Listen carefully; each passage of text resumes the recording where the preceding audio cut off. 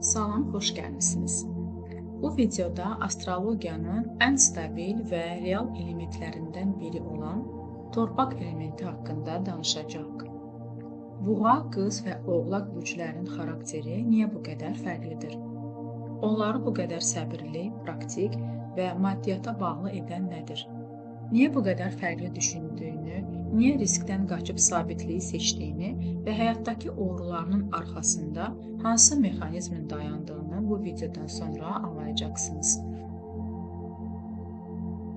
Torpaq elementi həyatın ən konkret tərəfini, maddi dünyanı, nəticəni və sabitliyi ifadə edir. Bu enerji insanı xəyallarda yaşamağa yox, real həyatda nəsə qurmağa, yaratmağa və qorumağa yönəldir.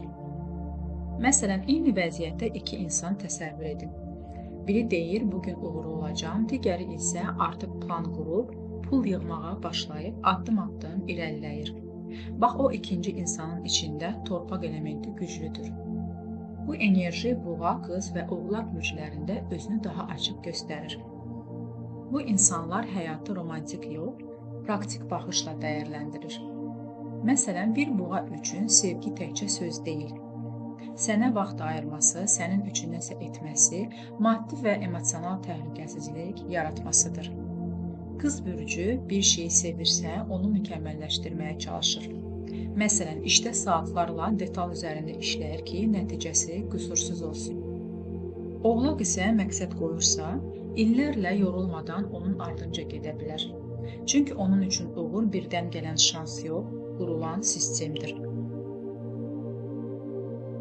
Torpaq insanları dünyanı hisslərlə yox, daha çox toxunaraq, görərək, yaşayaraq qavrayır.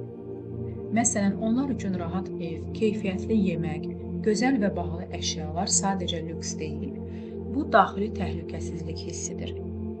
Ona görə də belə insanlar tez-tez deyir ki, həyatım qaydasındadırsa, içim rahatdır. Bu sadəcə düşüncə deyil, onların enerji sistemidir. Pul mövzusu da burada çox önəmlidir. Torpaq elementi güclü olan insan pulu xərcləməkdən çox onu qorumağa və artırmağı düşünür.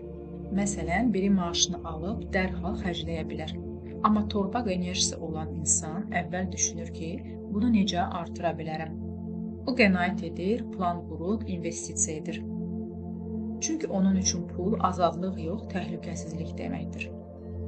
Amma bu enerjinin kölgə tərəfi də var. Əgər torpaq elementi həddindən artıq güclüdürsə, insan çox sərtləşə bilər. Məsələn, dəyişiklikdən qorxar, yeni şeylərə açıq olmaz, köhnə sistem işləyir, niyə dəyişək deyə düşünər. Hətta bəzən emosiyalarını belə sıxışdırar, çünki onun üçün hisslərdən çox nəticə önəmlidir.